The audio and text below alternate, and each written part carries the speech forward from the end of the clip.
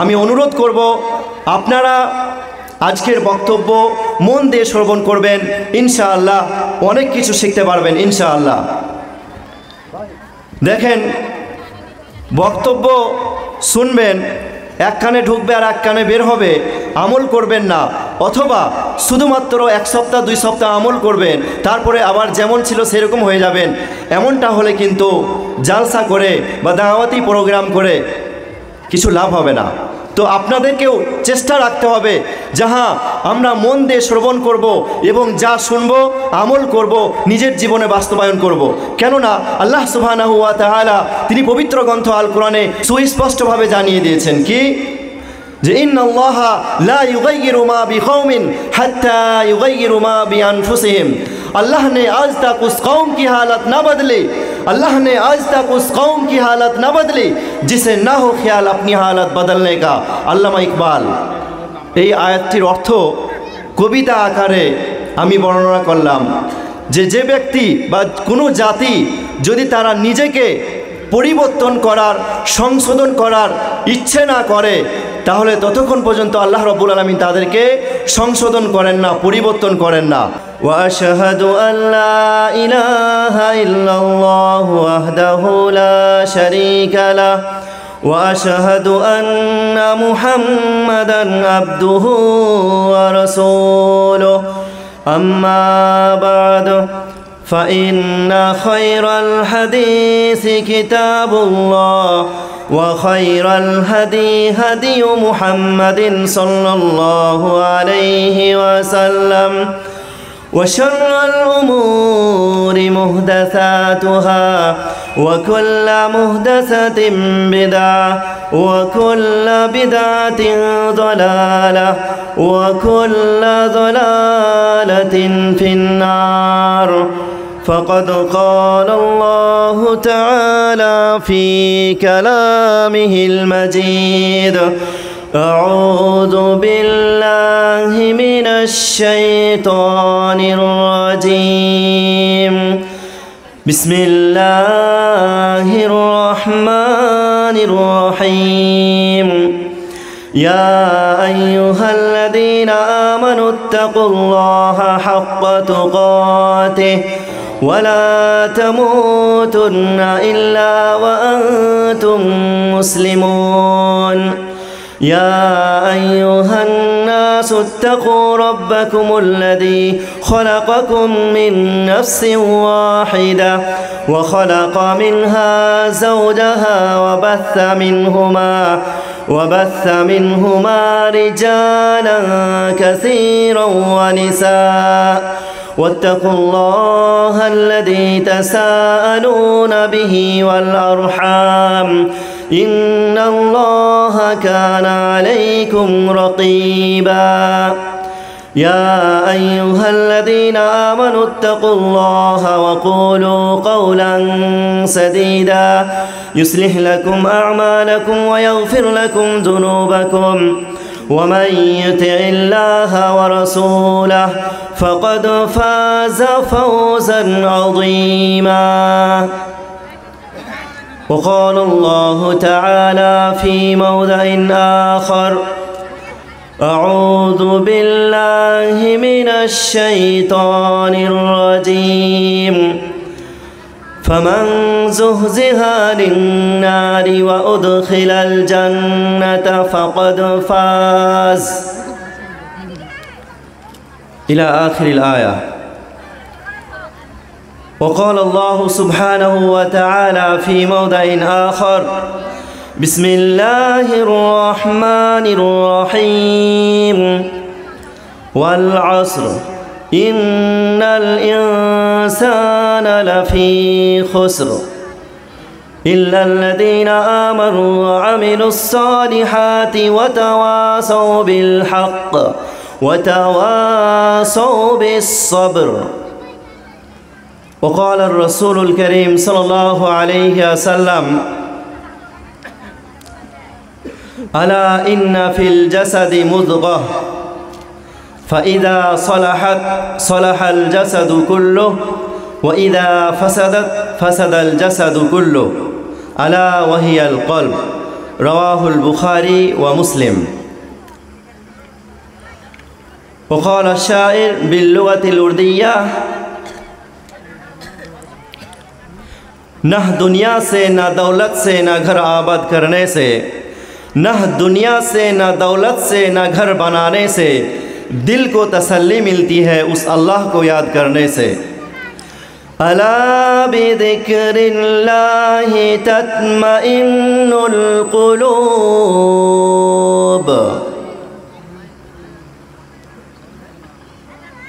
শ্রদ্ধেয় সম্মানিত সভাপতি সাহেব, উপস্থিত উলামায়ে কেরামগণ এবং ইসলাম প্রিয় ইসলাম দরদি ভাই সকল ও পর্দার আড়ালে মা ও বোনেরা, সমস্ত প্রশংসা সেই মহান পাক রব্বুল ইজ্জাতের জন্যই, যার প্রশংসা করে শেষ করা যায়নি আর যাচ্ছে না এবং কিয়ামত পর্যন্ত যাবেও না। তাই তার অতি সংক্ষেপে প্রশংসা করি, সকলেই বলুন আলহামদুলিল্লাহ।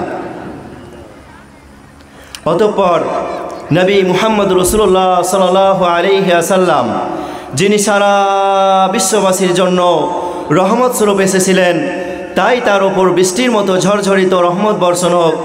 সকলেই বলুন আল্লাহুম্মা আমিন, আল্লাহুম্মা সাল্লি আলাইহি ওয়া বারিক আলাইহি। প্রিয় শ্রোতা মণ্ডলী, আজকে আমি আপনাদের এই করমজি গ্রামের জালসায় যেই বিষয়টি নিয়ে আলোচনা করার জন্য উপস্থিত হয়েছি, সেটি হচ্ছে যে সফল কে ও কারা। এ বিষয়ে বিস্তারিত দলিল প্রমাণ ও রেফারেন্স সহকারে আলোচনা করার চেষ্টা করব। ওয়ামা উরিদু ইল্লাল ইসলাহ ওয়ামা তাওফীকি ইল্লা বিল্লাহ। রব্বি ইশরাহ লি সাদরি ওয়া ইয়াসসির লি আমরি ওয়াহলুল উকদাতাম মিন লিসানি ইয়াফকাহু কওলি। প্রিয় শ্রোতা মণ্ডলী, আমাদের সকলকেই এটা জানতে হবে বা আমাদের জানা আবশ্যক যে সফল কে এবং কারা, কারা সাকসেস হবে। আমরা যদি তা জানি, তাহলে তা জেনে যদি আমরা নিজের জীবনকে ঠিক সে অনুযায়ী এই পৃথিবীতে পরিচালন করি, তাহলে আমরাও সফল হতে পারব, আমরাও সহজে জান্নাতে প্রবেশ করতে পারব এবং জাহান্নাম থেকে বাঁচতে পারব ইনশাআল্লাহ। আমাদের এ কথা ভুলে গেলে চলবে না যে আমাদের আসল স্থান ছিল জান্নাত। আমরা সেই জান্নাত থেকে এই পৃথিবীতে এসেছি আমাদের ভুলের জন্য। অতএব এই দুনিয়াটা আমাদের জন্য পরীক্ষা, এই দুনিয়ার সময়টা, এই দুনিয়ার জীবনটা আমাদের জন্য পরীক্ষা। এই পরীক্ষায় আমাদের সফল হতে হবে এবং পুনরায় আমাদের আসল স্থান তথা জান্নাতে প্রবেশ করতে হবে এবং জাহান্নাম থেকে বাঁচতে হবে। অতএব এই দুনিয়াবী জীবনটা যে আল্লাহ দিয়েছেন পরীক্ষা স্বরূপ, তো এই পৃথিবীর পরীক্ষায় আমাদের সফল হতে হবে এবং এটাই হবে আমাদের মূল লক্ষ্য উদ্দেশ্য, যে আমরা জান্নাত লাভ করব, সেই চিরস্থায়ী জীবনের চিরসুখ লাভ করব।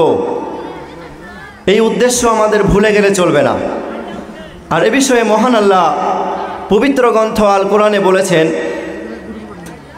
সূরা নম্বর 3, সূরার নাম সূরা আল ইমরান এবং আয়াত নম্বর 185, আল্লাহ রাব্বুল আলামিন বলেছেন, ফামান যুহজিহা আনিন নারি ওয়া উদখিলাল জান্নাতা ফাকাদ ফাজ।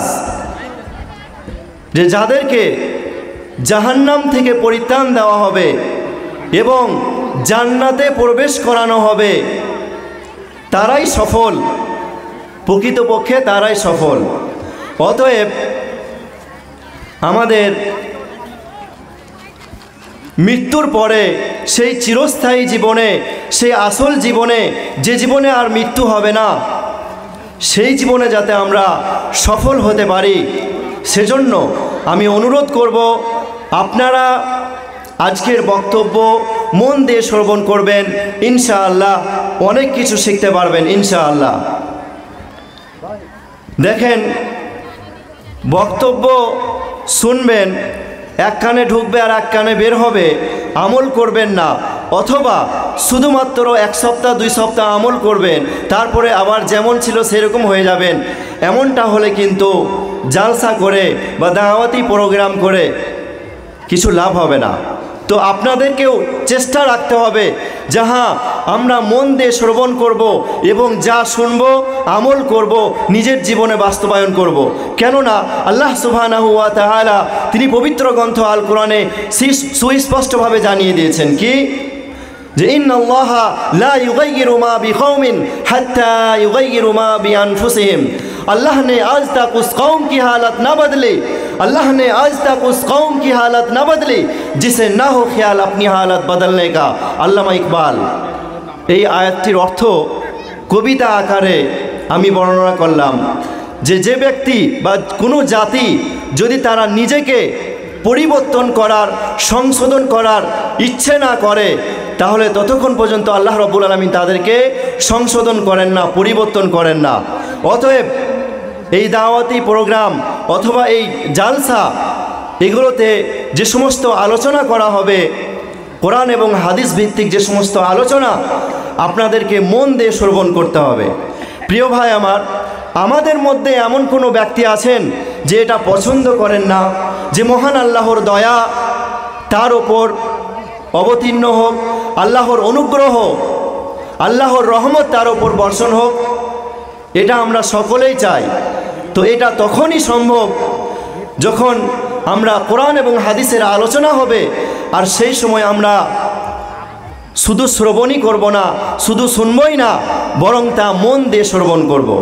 উলামায়ে কেরামগণ আছেন, জানেন, এবং যারা অ্যারাবিক নিয়ে পড়াশোনা করছেন তারা জানেন যে আল্লাহ সুবহানাহু ওয়া তাআলা তিনি পবিত্র গ্রন্থ আল কোরআন সূরা নম্বর 7, সূরার নাম সূরাতুল আরাফ এবং আয়াত নম্বর 204-এ আল্লাহ রাব্বুল আলামিন বলেছেন যে যখন কোরআন তিলাওয়াত করা হবে, কোরআনের আলোচনা করা হবে, তখন আল্লাহ রাব্বুল আলামিন বলছেন ফাসতামিউ লাহু। সামিয়া ইয়াসমাউ মানে শ্রবণ করা, শোনা, এবং ইস্তামা ইয়াস্তামিউ আরবি গ্রামার বাবে ইফতিয়াল থেকে যার অর্থ হচ্ছে মন দিয়ে শ্রবণ করা।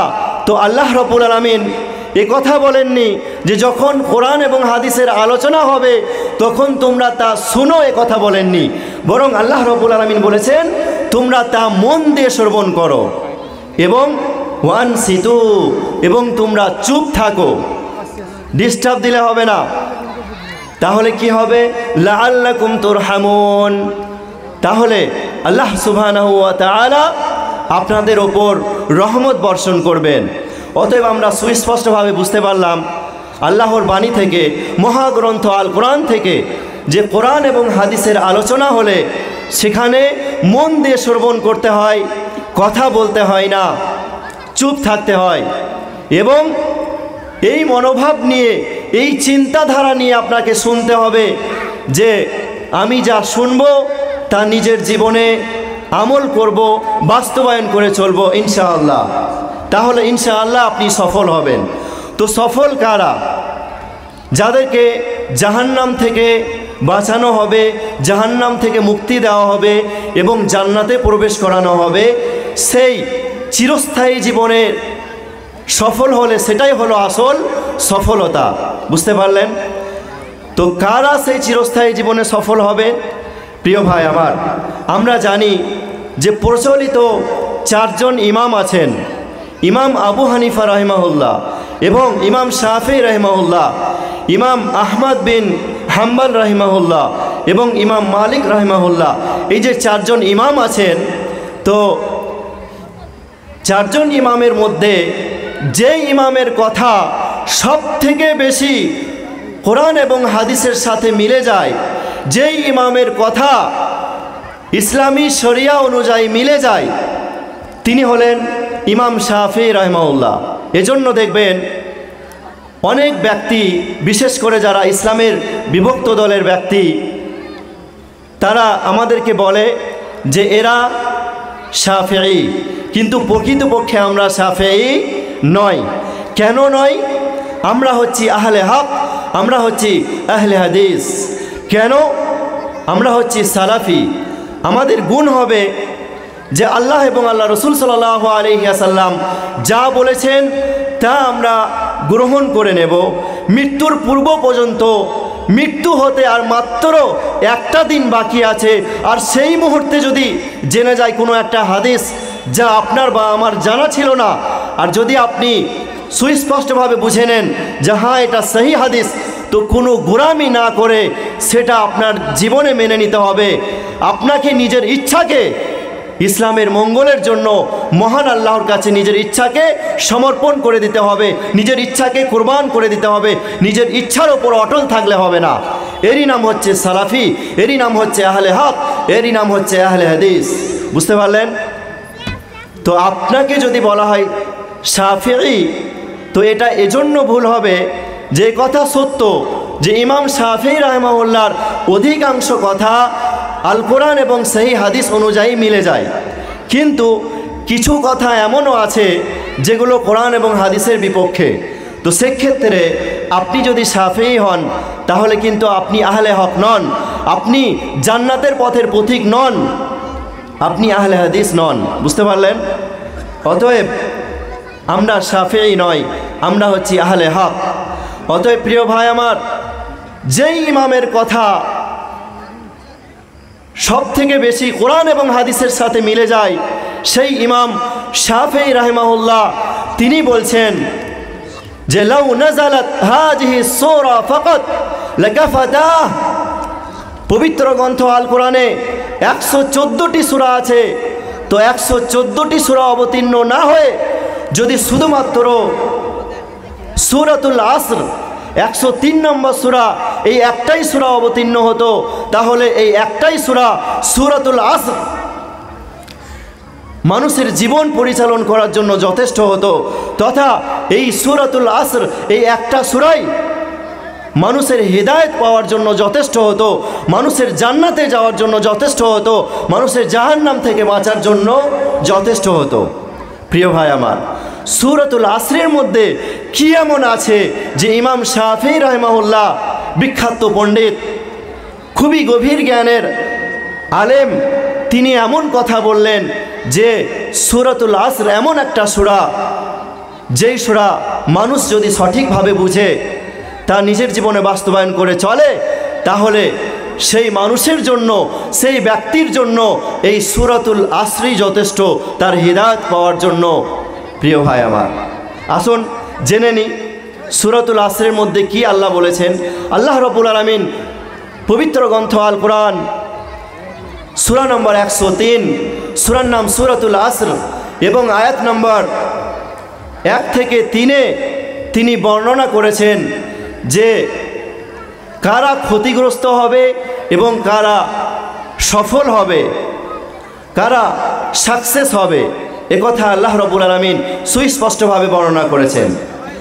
আল্লাহ রাব্বুল আলামিন তিনি সূরাতুল আসর আয়াত নম্বর 1-এ বলেছেন যে ওয়াল আসর, তিনি সময়ের কসম খেয়ে বলছেন, আসরের সময়ের কসম খেয়ে বলছেন যে ওয়াল আসর। তথা আল্লাহ রাব্বুল আলামিন তিনি যে জিনিসের কসম খাবেন তার অর্থ হলো এই যে ইসলামে তার গুরুত্ব অনেক অনেক বেশি, অতএব সময়ের গুরুত্ব ইসলামে অনেক বেশি।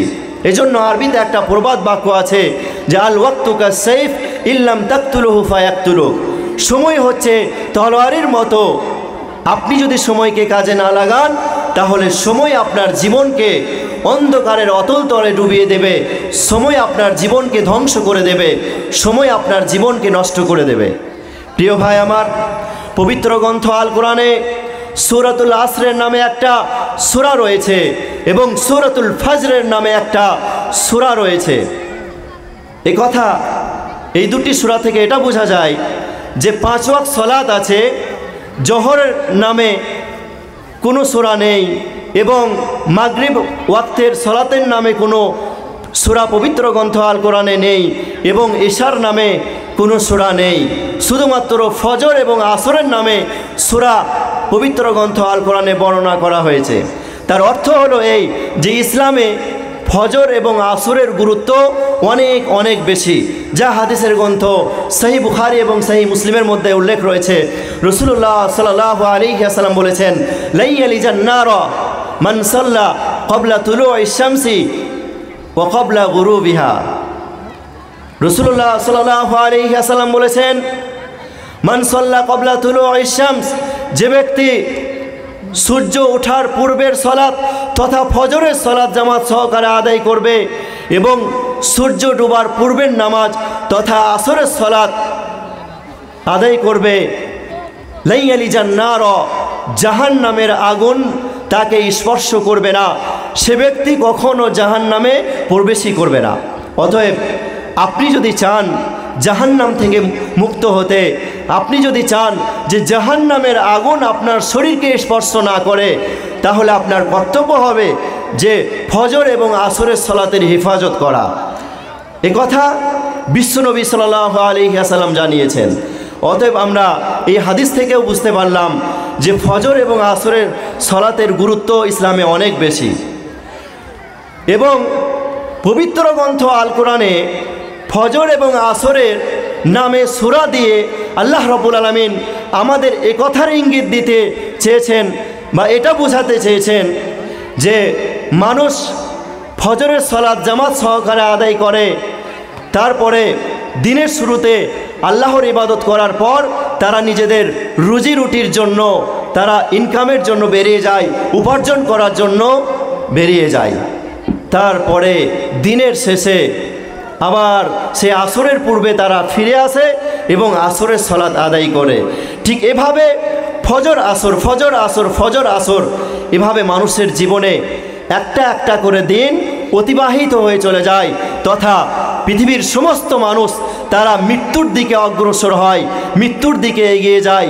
তার জীবন থেকে একটা একটা করে দিন মাইনাস হয়ে যায়, তার হায়াত কমে যায়, তার বয়স কমে যায়, আয়ু কমে। বুঝতে পারলেন? তো আল্লাহ রাব্বুল আলামিন তিনি ইঙ্গিত দিয়েছেন যে ফজর এবং আসর, তার মানে আপনার জীবনে সময় দাঁড়িয়ে নেই, সময় টিক টিক টিক টিক এভাবে আপনার জীবন থেকে সময় পার হয়ে যাচ্ছে। এজন্য সময়কে কাজে লাগাতে হবে প্রিয় ভাই আমার। বিখ্যাত পণ্ডিত ইমাম ইবনুল কাইয়িম রাহিমাহুল্লাহ তিনি বলেছেন যে মা মাদা ফিদ দুনিয়া আহলাম ওয়া মা বাকিয়া মিনহা ফাহুয়া আমালি ওয়াল ওয়াক্তু বাইনাহুমা যায়ি'উ। সুবহানাল্লাহ। ইমাম ইবনুল কাইয়িম রাহিমাহুল্লাহ বলেছেন, মা মাদা ফিদ দুনিয়া আহলাম, দুনিয়ার যে অংশটুকু পার হয়ে যায় সেটা হচ্ছে স্বপ্ন, এবং ওয়ামা বাকিয়া মিনহা ফাহুয়া আমালি, এবং জীবনের যে অংশটুকু বাকি থাকে তা হচ্ছে আমাদের আশা এবং আকাঙ্ক্ষা। বুঝতে পারলেন? এবং এই স্বপ্ন এবং আমাদের আশা আকাঙ্ক্ষার মধ্যে সময়, ওয়াল ওয়াক্তু বাইনাহুমা যায়ি'উ, সময় অতিবাহিত হয়ে চলে যাচ্ছে, সময় পার হয়ে চলে যাচ্ছে, সময় কিন্তু দাঁড়িয়ে নেই। এজন্য সময়কে কাজে লাগান প্রিয় ভাই আমার। সময় যদি আপনি কাজে না লাগান তাহলে কিন্তু আপনি ক্ষতিগ্রস্তের দিকে অগ্রসর হবেন, এতে কোনো সন্দেহ নেই প্রিয় ভাই আমার। তাই আসুন আমরা সময়কে কাজে লাগাবো, এখনও সময় রয়েছে। প্রিয় ভাই আমার, আপনি একটু লক্ষ্য করুন, আপনি আজকে সুস্থ রয়েছেন, সুস্থতা যে কত বড় নিয়ামত আপনি অসুস্থ না হলে বুঝতে পারবেন না। এবং এটা বোঝার জন্য আপনি হসপিটালে যান, আপনি এটা বোঝার জন্য নার্সিংহোমের দিকে যান, দেখবেন বেডের মধ্যে কত অসুস্থ ব্যক্তি বিভিন্ন রকমের রোগ নিয়ে তারা বেডে শুয়ে আছে। আলহামদুলিল্লাহ সুম্মা আলহামদুলিল্লাহ, আপনি আমি অনেক সুস্থ, আল্লাহর বড় নিয়ামত আমাদের ওপর রয়েছে। প্রিয় ভাই আমার, সুস্থতা যে কত বড় নিয়ামত, আপনি নার্সিংহোমের দিকে যাবেন এবং দেখবেন যে অনেক ব্যক্তি আছে তারা নিঃশ্বাস নিতে পারছে না, আর এই নিঃশ্বাস নিতে না পারার জন্য সেই নার্সিংহোমে তাদেরকে নিঃশ্বাস নেওয়ার ব্যবস্থা করে দেওয়া হয়, এবং সেই অক্সিজেনের জন্য, সেই নিঃশ্বাস নেওয়ার জন্য মাত্র 1 ঘন্টা অথবা 2 ঘন্টা নিঃশ্বাস নেওয়ার জন্য নার্সিংহোমের ডাক্তাররা তারা 5 লাখ 10 লাখ বিল ধরিয়ে দেন সেই অসুস্থ ব্যক্তিদের গার্জেনের হাতে। তখন সেই অসুস্থ ব্যক্তিদের গার্জেনরা সেই বিল দেখে অঝোর কান্না করছেন। প্রিয় ভাই আমার, আপনারা মন দিয়ে শ্রবণ করবেন, এই উদাহরণ থেকে অনেক কিছু শিক্ষার আছে। তো সেই অসুস্থ ব্যক্তিদের গার্জেনরা সেই নার্সিংহোমের ডাক্তারদের বিল দেখে যে 1 ঘন্টা অথবা 2 ঘন্টা নিঃশ্বাস নেওয়ার জন্য, অক্সিজেন নেওয়ার জন্য যে 5 লাখ 7 লাখ 10 লাখ বিল করেছে, এই বিল দেখে তারা অঝোর কান্না করছেন।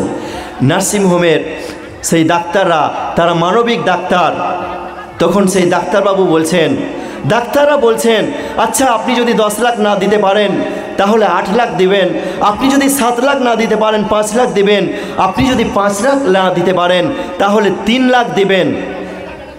তখন সেই অসুস্থ ব্যক্তিদের গার্জেনরা উত্তরে কি বলছেন জানেন? যে ডাক্তারবাবু, আমরা এজন্য কান্না করছি না যে আপনি 10 লাখ 7 লাখ 5 লাখ বিল করেছেন, এজন্য কান্না করছি না, বরং আমি এজন্য কান্না করছি, আমরা এজন্য কান্না করছি যে শুধুমাত্র 1 ঘন্টা 2 ঘন্টা অক্সিজেন নেওয়ার জন্য, 2 ঘন্টা নিঃশ্বাস নেওয়ার জন্য তার বিল যদি হয় 10 লাখ টাকা, তার বিল যদি হয় 7 লাখ টাকা, তাহলে আমরা সারা দিন, সারা সপ্তাহ, সারা মাস, সারা বছর আমরা যে নিঃশ্বাস নিচ্ছি, আমরা যে অক্সিজেন নিচ্ছি, এর জন্য তো আল্লাহ রাব্বুল আলামিন আমাদের হাতে 1 কোটি টাকাও বিল ধরিয়ে দেননি। সুবহানাল্লাহ। প্রিয় ভাই আমার, আপনি মহান আল্লাহর নিয়ামতে হাবুডুবু খাচ্ছেন, তারপরও আপনি সময়কে কাজে লাগাচ্ছেন না। আপনাকে যখনই দাওয়াত দেওয়া হচ্ছে আপনি আল্লাহর পথে ফিরে আসুন, আপনি তওবা করুন, আপনি আল্লাহর ইবাদত করুন, আপনি বলছেন এখনো সময় আছে, এখনো সময় আছে। কিন্তু হাদিসের গ্রন্থ সুনান আবি দাউদ হাদিস নাম্বার 1051-তে উল্লেখ রয়েছে, রাসূলুল্লাহ সাল্লাল্লাহু আলাইহি ওয়াসাল্লাম তিনি মসজিদে নববীর মধ্যে তিনি জুমার বক্তব্য দিচ্ছিলেন। সেই জুমার খুতবা চলা অবস্থায় তিনি 2-1 সাহাবীকে দাঁড়িয়ে থাকতে দেখে তিনি বললেন যে তোমরা বসে যাও। ঠিক সেই সময় ঘটনা চক্রান্তে সাহাবী আব্দুল্লাহ ইবনে মাসউদ রাদিয়াল্লাহু আনহু তিনি মসজিদে প্রবেশ করছিলেন, আর সেই সময় তিনি মসজিদের গেটেই বসে গেলেন। রাসূল সাল্লাল্লাহু আলাইহি ওয়াসাল্লাম এই দৃশ্য দেখে তিনি বললেন, সুনান আবি দাউদের হাদিসে এভাবে উল্লেখ আছে যে আল্লাহ রাসূল সাল্লাল্লাহু আলাইহি ওয়াসাল্লাম বললেন, তাআল ইয়া আব্দুল্লাহ, হে আব্দুল্লাহ ইবনে মাসউদ, তুমি মসজিদের ভিতরে এসে বসো। তখন সাহাবী আব্দুল্লাহ ইবনে মাসউদ রাদিয়াল্লাহু আনহু তিনি তারপরে রাসূল সাল্লাল্লাহু আলাইহি ওয়াসাল্লামের আদেশ করার পরে তিনি মসজিদে এসে প্রবেশ করলেন। হাদিসটি বুঝে আসলো না, হাদিসটি মনে হয় আমি আপনাদের বোঝাতে পারলাম না। প্রিয় ভাই আমার, এই হাদিসের ব্যাখ্যা হচ্ছে এই যে রাসূল সাল্লাল্লাহু আলাইহি ওয়াসাল্লাম তিনি এই হাদিসে কথা বলেননি যে তোমরা যে যেখানে আছো সেখানেই বসে যাও, তিনি এই কথা বলেননি, বরং তিনি 2-1 ব্যক্তিকে দাঁড়িয়ে থাকতে দেখে তিনি বললেন যে তোমরা বসে যাও। ঠিক সেই সময় সাহাবী আব্দুল্লাহ ইবনে মাসউদ রাদিয়াল্লাহু আনহু তিনি মসজিদে প্রবেশ করছিলেন, তিনি মসজিদের গেটেই বসে গেলেন। কি প্রয়োজন ছিল মসজিদে গেটে বসা? যেহেতু মসজিদের গেটে মানুষ মসজিদে প্রবেশ করে এবং মসজিদ থেকে বের হয়, তাই মসজিদের গেটে নোংরা বালি ধুলোবালি থাকা স্বাভাবিক, সেখানেই বেশি ধুলোবালি থাকবে, নোংরা থাকবে, এটাই স্বাভাবিক। তারপরও সেখানে বসার কি প্রয়োজন ছিল?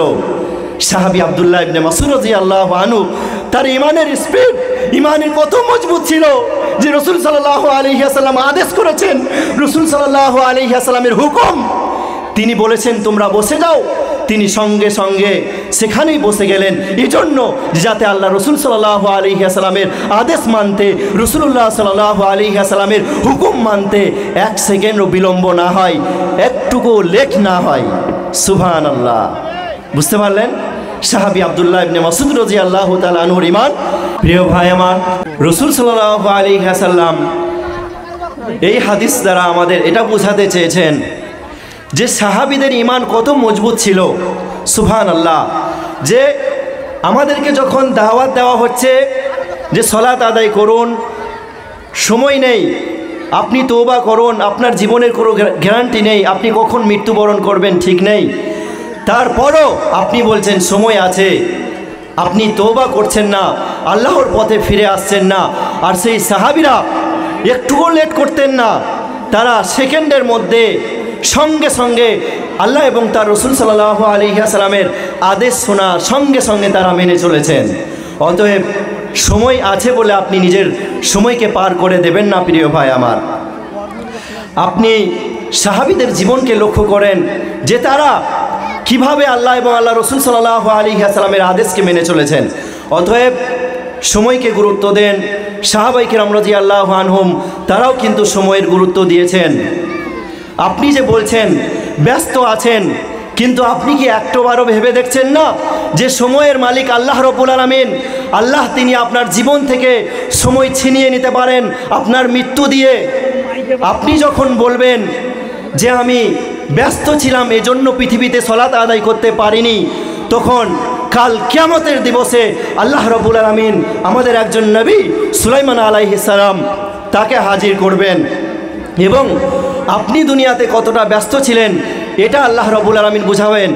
যে নবী সুলাইমান আলাইহিস সালাম তিনি মানুষের বাদশা ছিলেন, তিনি জিন জাতির বাদশা ছিলেন, তিনি পিপিলিকার ভাষা বুঝতে পারতেন, তিনি পাখিদের ভাষা বুঝতে পারতেন।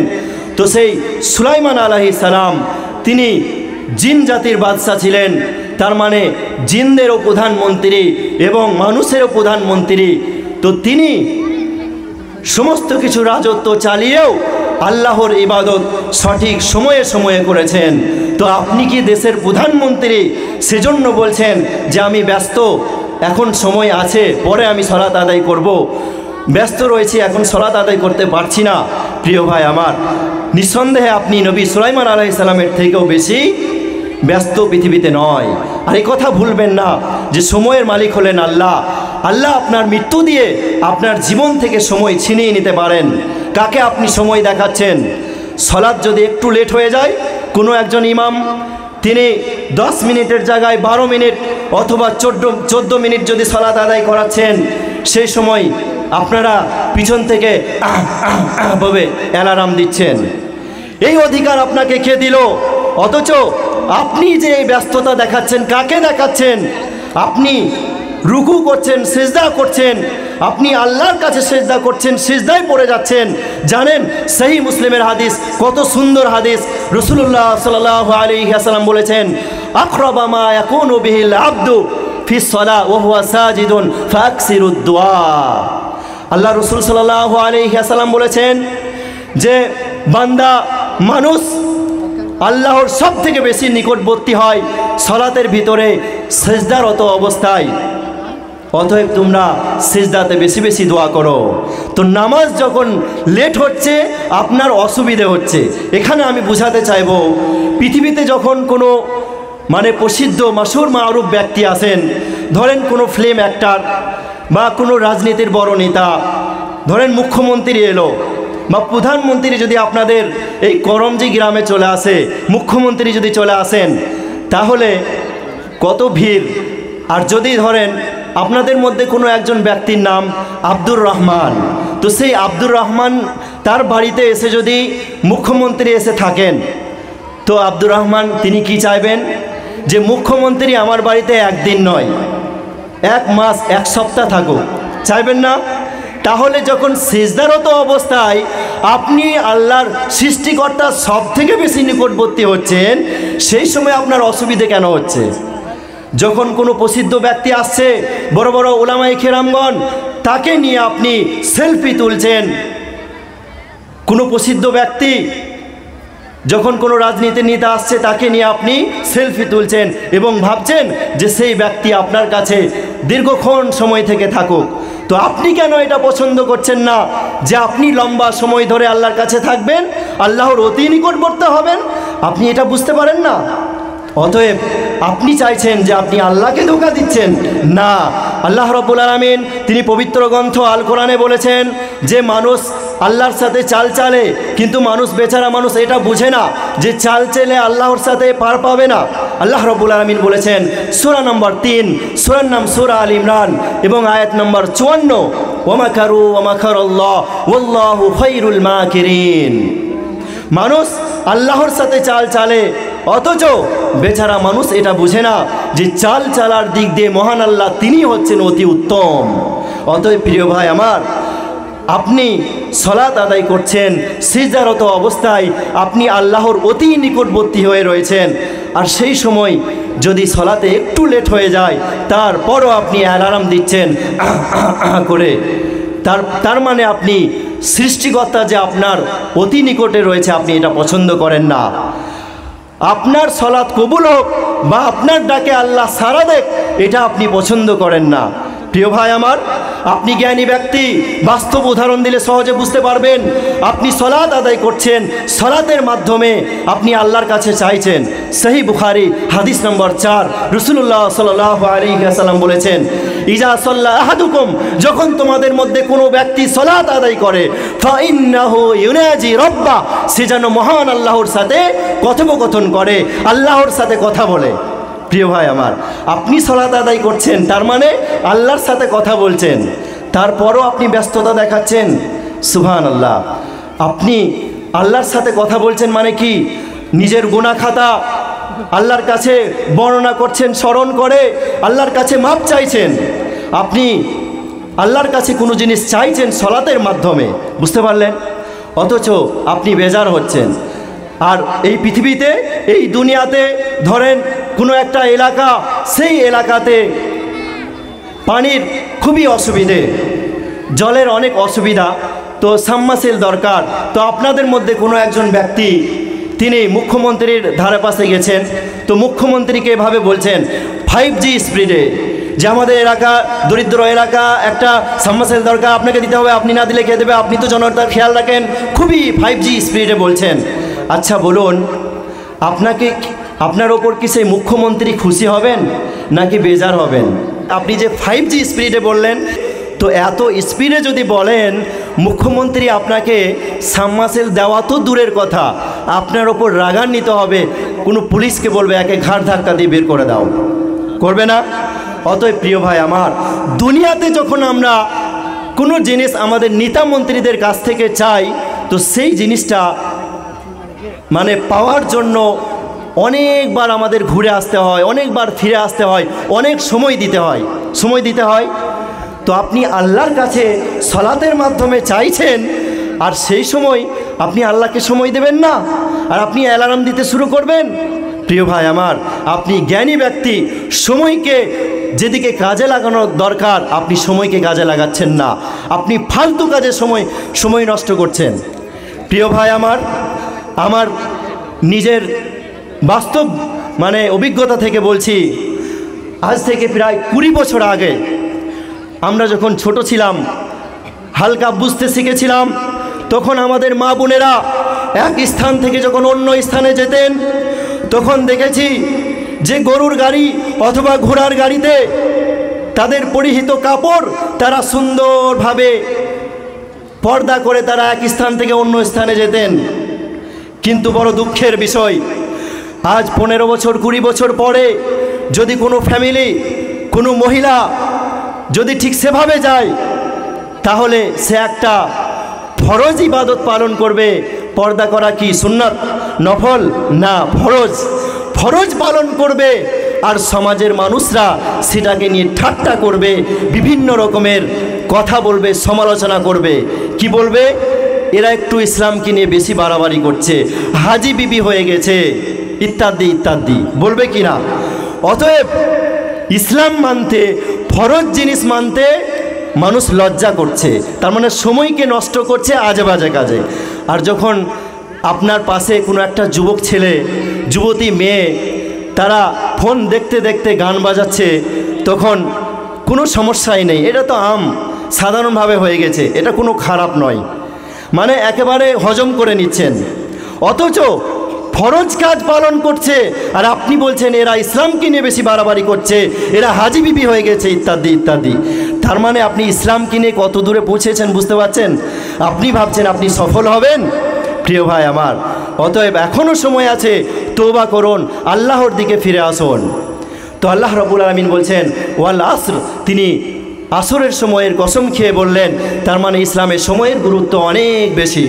তারপরে আল্লাহ রাব্বুল আলামিন 103 নম্বর সূরাতুল আসর এবং আয়াত নম্বর 2 বলেছেন, ইন্নাল ইনসানা লাফি খুসর, নিশ্চয়ই মানুষ ক্ষতিগ্রস্তদের অন্তর্ভুক্ত হবে।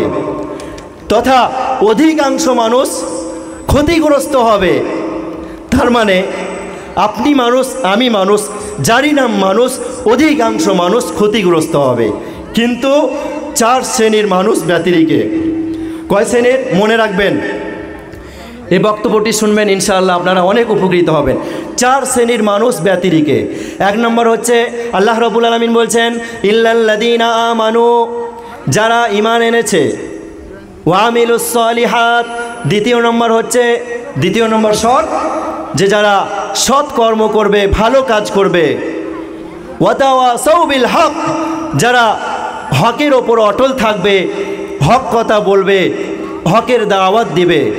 ওয়া তাওয়াসাউ বিস সবর, যারা সবর করবে, ধৈর্য ধারণ করবে এবং ধৈর্য ধারণ করার উপদেশ দেবে। বুঝতে পারলেন? এই 4টি শর্ত যদি থাকে আপনার মধ্যে, তাহলে আপনি সফল, আপনি জ্ঞানী ব্যক্তি। ইসলামকে যদি বাস্তবের সাথে উদাহরণ দেওয়া হয়, তাহলে আপনারা খুব সহজে ইসলাম বুঝে যাবেন। কোরআনের আয়াত আপনার অন্তরে একেবারে গেঁথে যাবে, খুব সুন্দরভাবে বুঝতে পারবেন। তো বাস্তব উদাহরণ কি? ধরেন, সরকার ঘোষণা করলো যে আপনাদের এই করমজি গ্রাম থেকে, করমজি এবং আপনাদের গ্রামের আশেপাশে 5টি গ্রাম থেকে মোট 2000 ব্যক্তিকে পুলিশের চাকরি দেওয়া হবে। এবং 4টি শর্ত রাখা হলো, যে 1 নম্বর হচ্ছে পায়ের রান হতে হবে খুব বেশি, তার হাইট হতে হবে, উচ্চতা হতে হবে যে 5 ফুট 10 ইঞ্চি। তারপরে এভাবে 4টি শর্ত দেওয়া হলো, এবং তাকে উচ্চ মাধ্যমিকে পাশ করতে হবে। বুঝতে পারলেন? এবং তার সিনা চওড়া হতে হবে, ধরেন 38 বা 40। এখন এই 4টি শর্তের মধ্যে কোনো ব্যক্তি সবই আছে, কিন্তু সে মূর্খ ব্যক্তি, মানে মাধ্যমিক পাশও করেনি, সরকার কি তাকে পুলিশের চাকরি দেবে না। এবং কোনো ব্যক্তি সে ডিগ্রি হাসিল করেছে, অনেক উচ্চশিক্ষিত, কিন্তু সে ব্যক্তি অনেক খাটো, তার মানে তার হাইট মাত্র 3 ফুট, তাহলে সে ব্যক্তিকে পুলিশের চাকরি দেওয়া হবে না। আবার কোনো ব্যক্তি সব দিক দিয়ে আছে, কিন্তু পায়ে রান নেই, বুঝতে পারলেন, এবং তার সিনা চওড়া নয়, তো এমন ব্যক্তিকে সরকারি চাকরি দেওয়া হবে না, পুলিশের চাকরি দেওয়া হবে না। তো মোট কথা, পুলিশের চাকরির জন্য যে 4টি শর্ত রাখা হয়েছে, ওই 4টি শর্তেই থাকতে হবে, তবেই সরকার তাকে পুলিশের চাকরি দেবে, নচেত পুলিশের চাকরি পাবে না।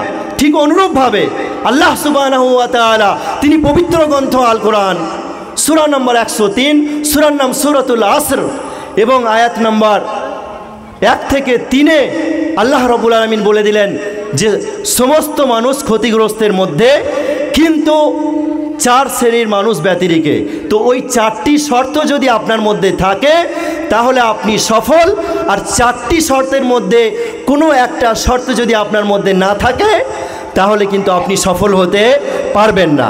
ধরেন আপনি সৎ আমল করছেন, আপনি হক কথা বলেন, হকের ওপর অটল আছেন, আপনি ধৈর্য ধারণ করেন, সবর করেন, কিন্তু আপনার ঈমান নাই।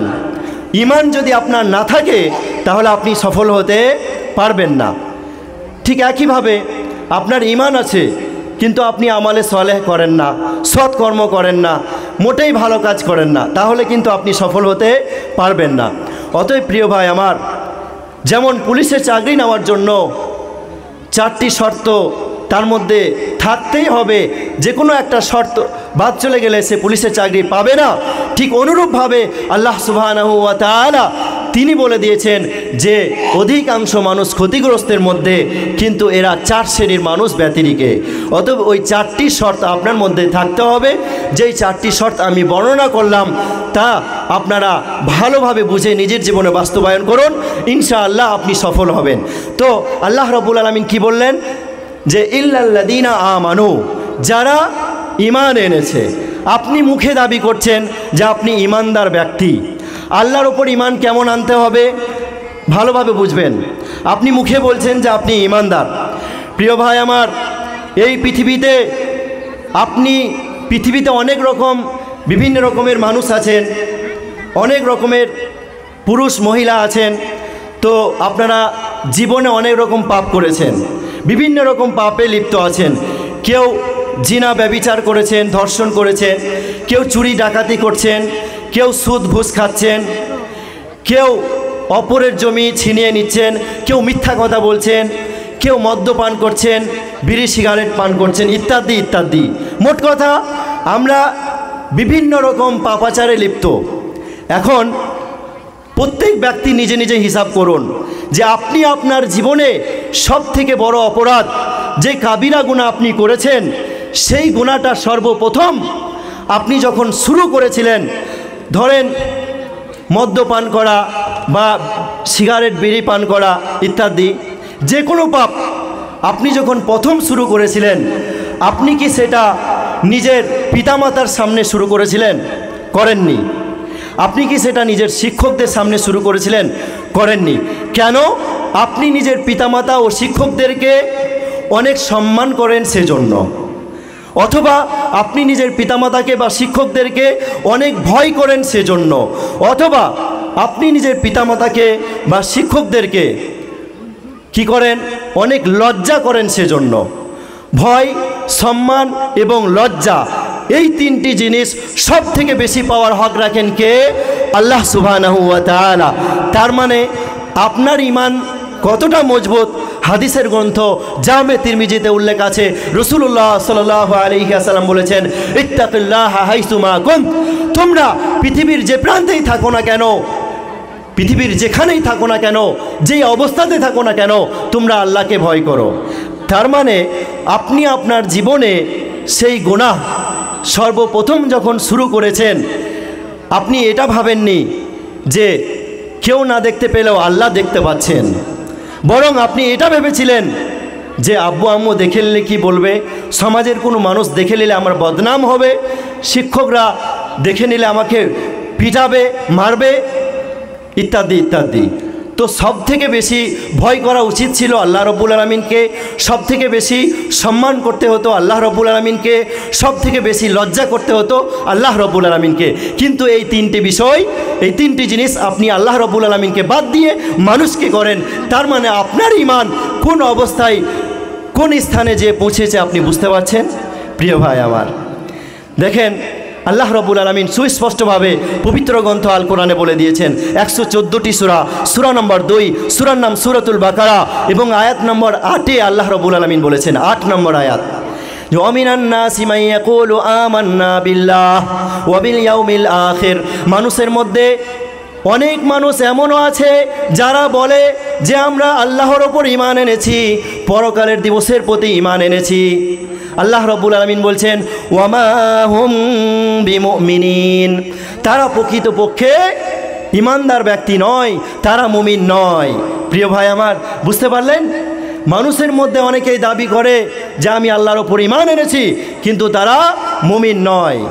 অতএব আল্লাহর ওপর কেমনভাবে ঈমান আনতে হবে আপনি বুঝতে পারলেন, এবং আল্লাহর দৃষ্টিশক্তি, আল্লাহর শ্রবণ শক্তি কত বেশি, আল্লাহর ওপর কেমন ঈমান আনা উচিত আমি আর একটা হাদিস বলে দিই, তাহলে বুঝতে পারবেন। সহিহ বুখারী কিতাবুত তাফসির বাবু তাফসিরি সূরাতুল মুজাদালা, আপনি হাদিসটি সহজে পেয়ে যাবেন, তথ্যসূত্র দিলাম। এখানে হাদিসটি উল্লেখ আছে, আম্মা জান আয়েশা রাদিয়াল্লাহু আনহা তিনি বলছেন, আনা ফি নাহিয়াতিল বাইত, আমি ঘরের এক কোনায় আছি, ওয়া খাওলা বিনতে সালাবা তাশতাকি লি যাওজিহা ইলা রাসূলিল্লাহি সাল্লাল্লাহু আলাইহি ওয়াসাল্লাম। এবং সাহাবিয়া, একজন সাহাবিয়া খাওলা বিনতে সালাবা, তিনি তার স্বামী আউস বিন সামিতের ব্যাপারে আল্লাহ রসুল সাল্লাল্লাহু আলাইহি ওয়াসাল্লামের নিকটে অভিযোগ করছেন। কি অভিযোগ? যে আমার স্বামী আমার সাথে জিহার করেছে। তো জিহার কি জিনিস আমি যদি সেটা বোঝাতে চাই অনেক লম্বা হয়ে যাবে, আমি সেদিকে যেতে চাচ্ছি না।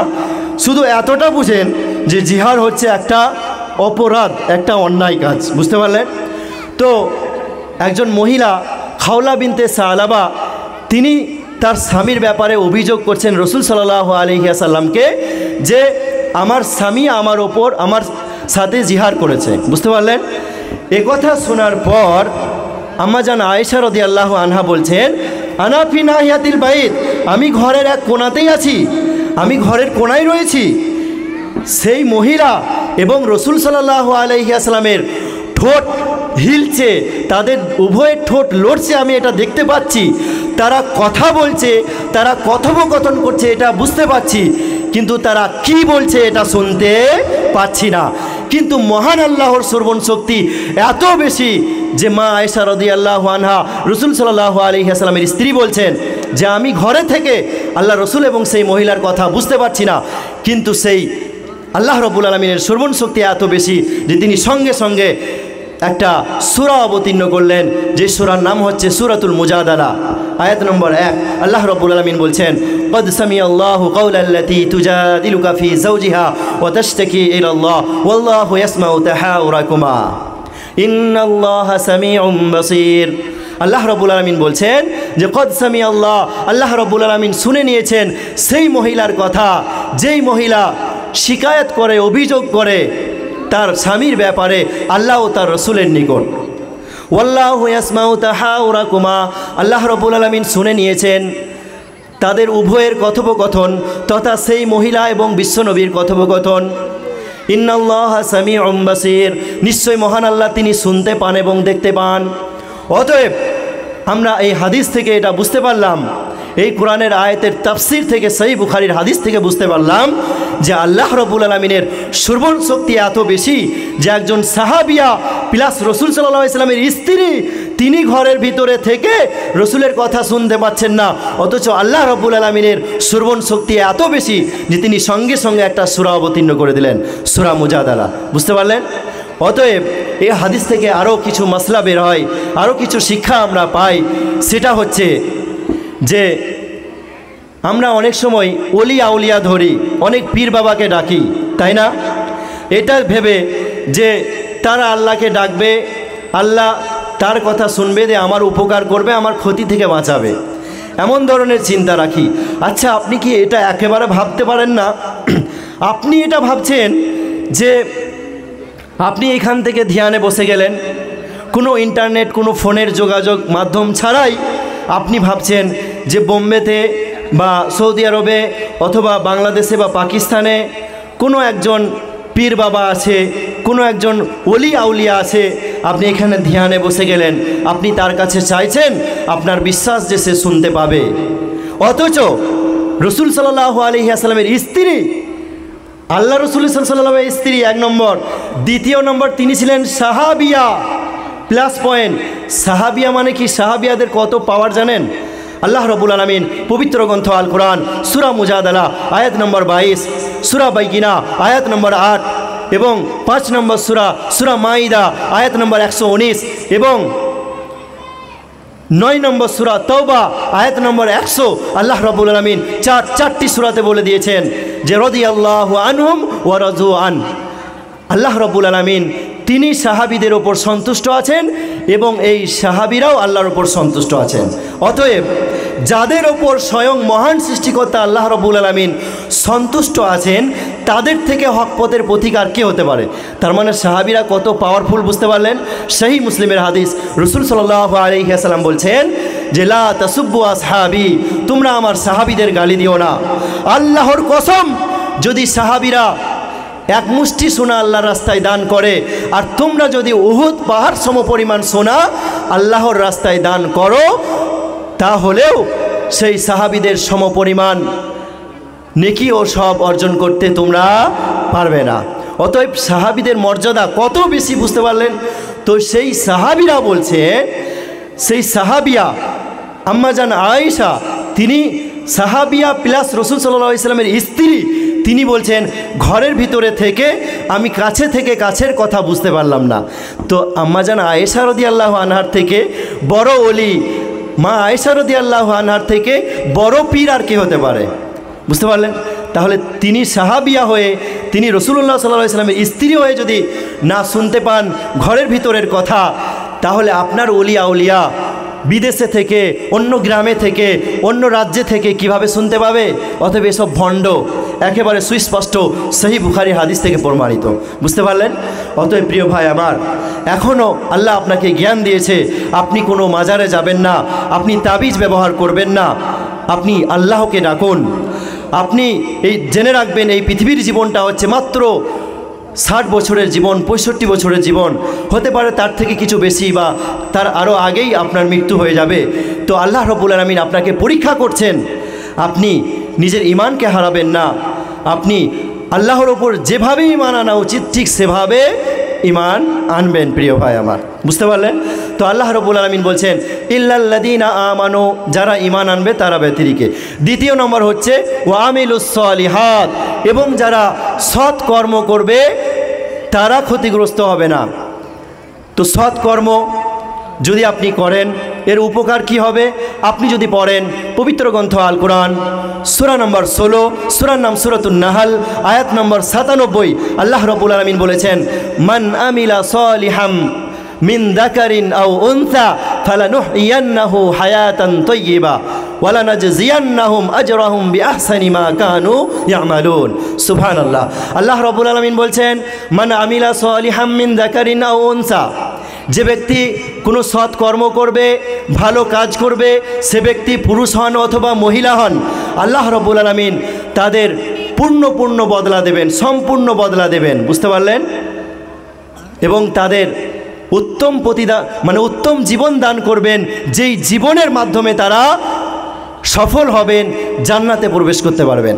অতএব আমরা পবিত্র গ্রন্থ আল কোরআনের এই আয়াত থেকে বুঝতে পারলাম যে আপনি যদি সৎকর্ম করেন তাহলে আপনার আল্লাহ রাব্বুল আলামিন কিঞ্চিত পরিমাণ জুলুম করবেন না, তার সম্পূর্ণ বদলা দেবেন। প্রিয় ভাই আমার, আপনি যদি কি করেন, সৎকর্ম করেন, এর উপকার কি হবে? 11 নম্বর সূরা হুদ আয়াত নম্বর 114 আল্লাহ রাব্বুল আলামিন বলেছেন, কত সুন্দর কথা, সুবহানাল্লাহ, ইন্নাল হাসানাত ইউযহিবনাস সাইয়্যাত, নিশ্চয়ই সৎকর্ম কি করে? গুনাহগুলোকে মিটিয়ে দেয়। সুবহানাল্লাহ। আপনি যদি সৎকর্ম করেন, ভালো কাজ করেন, আল্লাহ রাব্বুল আলামিন সেই সৎকর্ম করার কারণে আপনার গুনাহগুলোকে মিটিয়ে দেবেন। সুবহানাল্লাহ। অতএব বেশি বেশি সৎকর্ম করুন। আপনার আল্লাহ রাব্বুল আলামিন আপনার কোন সৎকর্মে খুশি হয়ে যাবেন এটা আপনি বুঝতে পারবেন না। অতএব এই আয়াত থেকে আমরা বুঝতে পারলাম যে সৎকর্ম করলে আল্লাহ রাব্বুল আলামিন গুনাহগুলোকে মিটিয়ে দেবেন। ঠিক একইভাবে আপনি যদি পড়েন সহিহ মুসলিম হাদিস নম্বর 440, রাসূলুল্লাহ সাল্লাল্লাহু আলাইহি ওয়াসাল্লাম বলেছেন, কত সুন্দর হাদিস, একটু খেয়াল করবেন যে আসসালাওয়াতুল খামস ওয়াল জুমআতু ইলাল জুমআ ওয়া রমাদানু ইলা রমাদানা মুকাফফিরাতুল লিমা বাইনাহুন ইজাজতুনিবাতিল কাবাইর। রাসূলুল্লাহ সাল্লাল্লাহু আলাইহি ওয়াসাল্লাম বলছেন আসসালাওয়াতুল খামস, 5 ওয়াক্ত সালাত এবং জুমআর সালাত এবং রমাদান মাসের সিয়াম, এই সমস্ত আমল মুকাফফিরাতুল লিমা বাইনাহুন, তারা যে সমস্ত গুনাহ করবে সমস্ত গুনাহগুলোকে এই আমল কি করবে? গুনাহগুলোকে মিটিয়ে দেবে, কিন্তু একটা শর্তের ভিত্তিতে। সেই শর্তটা কি? ইজাজতুনিবাতিল কাবাইর, যখন আপনি কাবিরা গুনাহ থেকে বেঁচে থাকবেন। তার মানে এই সমস্ত সৎকর্মের মাধ্যমে আল্লাহ রাব্বুল আলামিন আপনার গুনাহগুলোকে মিটাবেন। কোন গুনাহগুলো? সাগীরা গুনাহ। এই হাদিসটিকে সহজে বোঝার জন্য আপনারা জ্ঞানী ব্যক্তি বাস্তবের সাথে উদাহরণ দিলে বুঝতে পারবেন। ধরেন কোনো একটা দোকানের মালিক একটা কর্মচারী রেখেছেন, বুঝতে পারলেন? ভালোভাবে বুঝবেন হাদিসটি। তো সেই দোকানের কর্মচারী সে অনেক অভাবী ব্যক্তি, সে কি করলেন? এদিকে ওদিকে তাকিয়ে দেখলেন যে কেউ দেখছে কি না। তো সেই মালিকের দোকান থেকে 500 টাকার নোট বের করে পকেটে ভরে নিলেন, বুঝতে পারলেন? মালিক কিন্তু দূর থেকে দেখছেন, দেখেও না দেখার ভান করলেন। মালিক ভাবছেন যে মাত্র 500 টাকার ব্যাপার, ও তো অনেক অভাবী ব্যক্তি, তো নিচ্ছে নেক। তারপরে কিছুদিন পরে, 1 মাস পরে আবার দেখছে যে ওই দোকানের কর্মচারী এদিকে ওদিকে তাকিয়ে 2-3 হাজার টাকা পকেটে ভরে নিচ্ছে। মালিক ভাবছে আমার তো অনেক সম্পদ, কে খাবে এত টাকা? তো সে 2-1 হাজার টাকা নিচ্ছে নেক। মালিক দেখেও না দেখার ভান করলেন, বুঝতে পারলেন? তারপরে আবার কয়েক মাস পরে মালিক একদিন দেখছেন এক থোক টাকা, প্রায় 20-30 হাজার, 40 হাজার, 50 হাজার টাকা, অনেকগুলো টাকা এদিকে ওদিকে তাকিয়ে পকেটে ভরে নিচ্ছে। মালিক কিন্তু লক্ষ্য করেছেন। মালিক সেই দোকানের কর্মচারীকে বলছেন, আচ্ছা আপনাদেরকে একটা প্রশ্ন করি, বলেন এই দৃশ্য দেখে মালিক কি সেই দোকানের কর্মচারীকে রাখবে? রাখবে না, বের করে দেবে, তাই না? অবশ্যই বের করবে। তো দোকানের মালিক বলছে যে বাবু, প্রথম যখন তুমি 200 টাকা নোট 500 টাকা নোট নিয়েছিলে তখন আমি দেখেও না দেখার ভান করেছিলাম, আমি দেখেছিলাম, তারপরও আমি তোমাকে কিছু বলিনি যে তুমি অভাবী ব্যক্তি সেজন্য। তারপরে কিছুদিন পরে 1000 অথবা 2000 টাকা যখন ভরেছিলে তখনও আমি তোমাকে কিছু বলিনি, কারণ তুমি অভাবী ব্যক্তি, আমি ভেবেছিলাম আমার তো অনেক টাকা, সেজন্য কিছু বলিনি। তারপরে আজ তুমি এত বেশি টাকা নিয়েছো, হতে পারে এরপরে তোমার খিদে আরও বেড়ে যাবে, আরও বেশি টাকা তুমি চুরি করবে, আর চুরি করাটা তো অন্যায়, তো তোমাকে আজ আর ছাড়া যাবে না। এভাবে তাকে দোকান থেকে বের করে দিলেন দোকানের মালিক। তার মানে এই উদাহরণ থেকে কি বুঝতে পারলেন? ছোটোখাটো অপরাধ দোকানের মালিক দেখেও না দেখার ভান করে ছেড়ে দেয়, ঠিক অনুরূপভাবে আমাদের সকলের মালিক আল্লাহ সুবহানাহু ওয়া তাআলা, আপনি যে পৃথিবীতে এত পাপ করছেন, আল্লাহ রাব্বুল আলামিনের দয়া অনুগ্রহ যদি না থাকতো আপনি পৃথিবীতে রিজিক পেতেন না, খাদ্য পেতেন না। আল্লাহর দয়া এত বেশি আছে যে আল্লাহ রাব্বুল আলামিন আপনাকে ক্ষমা করে যাচ্ছেন, ক্ষমা করে যাচ্ছেন, ক্ষমা করেই চলেছেন। প্রিয় ভাই আমার, মানুষ এমন একটা প্রাণী যে মানুষকে খুঁজে প্রতিশোধ নেওয়ার জন্য, কিন্তু আল্লাহ রাব্বুল আলামিন তিনি এত দয়াবান যে তিনি তার বান্দাকে খুঁজেন ক্ষমা করার জন্য। এজন্যই না তিনি প্রতিদিন রাত্রের তৃতীয়াংশে এই দুনিয়াবি আসমানে এসে তিনি কি করেন? বলেন যে মাইয়াদউনি ফাস্তাজিব লা, আমার কোনো বান্দা আছে আমার কাছে চাইবে, আমি তার ডাকে সাড়া দেব, আমি তার দোয়া কবুল করব। আমার কোনো বান্দা আছে আমার কাছে ক্ষমা চাইবে, ক্ষমা করে দেব। আমার কোনো বান্দা আছে কোনো জিনিস চাইবে, আমি দেব। এই তিনটি কথা বলেন। সুবহানাল্লাহ, আল্লাহর দয়া কত বেশি। তারপরে ইল্লাল্লাযীনা আমানু ওয়া আমিলুস সালিহাত ওয়া তাওয়াসাউ বিল হক ওয়া তাওয়াসাউ বিস সবর, হক কথা বলতে হবে, হকের ওপর অটল থাকতে হবে, হকের দাওয়াত দিতে হবে, ধৈর্য ধারণ করতে হবে। উলামায়ে কিরামগণ এই সূরাকে সামনে রেখে 4টি কথা বলেছেন যে প্রাথমিক পর্যায়ে পৃথিবীর সমস্ত মানুষের ওপর 4টি কাজ ফরজ। 1 নম্বর হচ্ছে শিক্ষা অর্জন করা। এটা শিক্ষা অর্জন করা যে আপনার অস্তিত্ব কী ছিল। আপনি তো প্রথমে পৃথিবীতে ছিলেন না, পৃথিবীতে কিভাবে আসলেন, আপনার সৃষ্টিকর্তা কে, তারপরে আপনার করণীয় কি, আপনার মূল লক্ষ্য উদ্দেশ্য কি, এই বিষয়ে শিক্ষা অর্জন করা। তারপরে আপনি যা শিখলেন তা নিজের জীবনে বাস্তবায়ন করবেন, আমল করবেন। এবং 3 নম্বর ফরজ হচ্ছে 3 নম্বর ফরজ যে আপনি যা শিখলেন, আমল করলেন, তা অপরের নিকটে দাওয়াত দিবেন, অপরের নিকটে পৌঁছে দেবেন। নচেত সহিহ বুখারী হাদিস নাম্বার 2493 নম্বর হাদিসে উল্লেখ আছে যে আপনার পরিণাম হবে জাহান্নাম, আপনিও ধ্বংস হবেন। বুঝতে পারলেন? যে হালাকু আহলাকু, হাদিসটা অনেক লম্বা, যদি আমি বলি সময় যেহেতু শেষ হয়ে গেছে, এজন্য আমি আন্তরিকভাবে দুঃখিত। এবং 4 নম্বর ফরজ হলো যে এই 3টি বিষয় মানতে গিয়ে আপনার ওপর অনেক মুসিবত ঝড় আসতে পারে, তাতে আপনাকে ধৈর্য ধারণ করতে হবে, সবর করতে হবে। কেননা রাসূলুল্লাহ সাল্লাল্লাহু আলাইহি ওয়াসাল্লামকে নিজের মাতৃভূমি ছাড়তে হয়েছে, মক্কা ছেড়ে মদিনায় হিজরত করতে হয়েছে, ইমাম বুখারীকে নিজের দেশ ছাড়া হতে হয়েছে, ডক্টর জাকির নায়েককে নিজের দেশ ছাড়া হতে হয়েছে। অতএব যখনই আপনি হক কথা বলবেন আপনার বিরোধিতা করবে, এটাই স্বাভাবিক, কিন্তু আপনাকে হক কথা বলা ছাড়লে হবে না, আপনাকে ধৈর্য ধারণ করতে হবে। আল্লাহ রাব্বুল আলামিন বলেছেন ওয়াকুলু কাওলান সাদীদা, তোমরা সদা সত্য কথা বলো, হক কথা বলো। সময় কম থাকার জন্য আমি আন্তরিকভাবে দুঃখিত। আমি যদি সফল কারা ক্ষতিগ্রস্ত এ বিষয়ে আলোচনা করি তাহলে প্রায় 2 ঘন্টা 2.5 ঘন্টা অনেক লম্বা আলোচনা হবে, আপনারা অনেক কিছু বুঝতে পারতেন, কিন্তু সময় কম, এজন্য আমি আন্তরিকভাবে দুঃখিত। ইনশাআল্লাহ পরবর্তীতে সময় পাওয়া গেলে আরও বিস্তারিত আলোচনা করা যাবে। পরিশেষে আল্লাহর কাছে দোয়া করি, হে আল্লাহ, তুমি আমাদের সকলকেই আল কোরআন এবং সেই হাদিস অনুযায়ী নিজেদের জীবনকে পরিচালন করার তৌফিক দাও। হে আল্লাহ, তুমি আমাদের সকলকে যে সমস্ত কথা আমাদের মন দিয়ে শ্রবণ করার তৌফিক দিলে, এই সমস্ত কথা যাতে আমরা নিজেদের জীবনে বাস্তবায়ন করে যাতে আমরা সফল হতে পারি, সেই চিরস্থায়ী জীবনের আসল সুখ লাভ করতে পারি, জান্নাতে প্রবেশ করতে পারি, জাহান্নাম থেকে বাঁচতে পারি, এই তৌফিক দাও। আমিন। أقول قولي هذا أستغفر الله لي ولكم ولسائر المسلمين آمين والسلام عليكم ورحمة الله وبركاته.